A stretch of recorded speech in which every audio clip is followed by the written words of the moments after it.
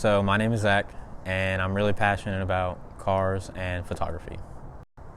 Well, I didn't really get into cars until I was able to drive, and then I saw how cool a car really could be. So probably about 16, 17 is when I got into it. I got this car March 16th, 2017. I drove 3 hours to Charlotte to get it, and we had to tow it home. I searched for 2 years on Craigslist, and all the other cars were completely just torn apart, garbage cars. And finally, after 2 years, I found the love of my life.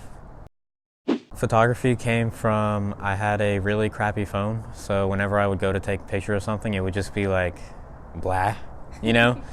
I invested and I started to look, into cameras. I bought my first camera, which was a Rebel T5i, and then after that, I bought my Canon 5D.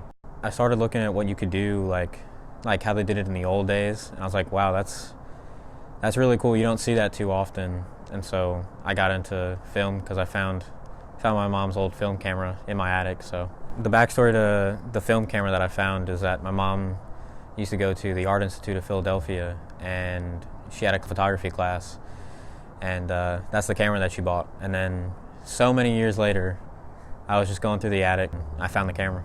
So after I found the camera, I did a little research.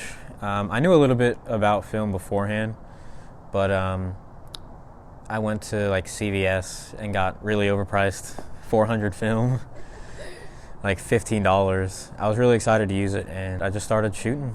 I shoot more film. The struggle I had with film is that you can't see the picture, obviously. I was very self-conscious about what kind of shots I would get and what they would be. So I would take a lot of time just to get and I'll admit the shots weren't that good. But I get that it's really just about practice. The hardest thing is definitely loading film for me. It literally takes me like 5 or 6 times before I'm able to fully lock it in and it'll get it. So that would definitely have to be the hardest, because it senses the light. The camera that I have is a Pentax K1000, and it has a little light sensor. So as long as I just mess with the settings and it gets it to that perfect in between the plus and the minus, I know I'm good. So the first roll I ever shot, I was dumb and I didn't understand the concept of film. So I would take a few photos and I was like, let me make sure it's really going through. And then so I would expose it. And I was like, and then my mom told me, you're exposing it, right? And so that whole roll was pretty done for. And then I broke it trying to wind it up. I broke the film, so it was just a complete mess up. Some advice that I would give for beginners would be that they should get really cheap film at first. Start with ISO 400 film.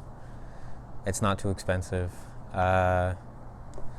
Most camera shops have some sort of deal where if you bring in multiple rolls, it won't cost as much as just bringing in a singular one.